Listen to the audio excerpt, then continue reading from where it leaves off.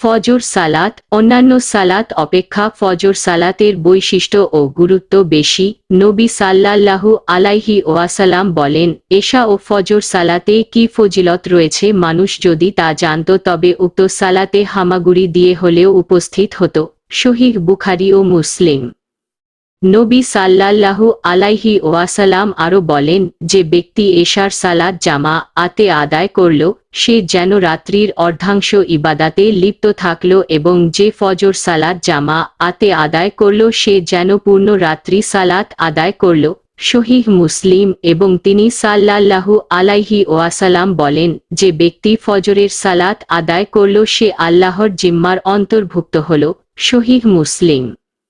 রাসূল সাল্লাল্লাহু আলাইহি ওয়াসাল্লাম আরও বলেন, ফজরের সুন্নাত 2 রাকাত সালাত দুনিয়া ও তার মধ্যে যা কিছু রয়েছে তা অপেক্ষা উত্তম। সহিহ মুসলিম। এই ফজিলত তো শুধু ফজরের 2 রাকাত সুন্নাতে, তাহলে ফজরের ফরজ সালাতের ফজিলত কি হতে পারে?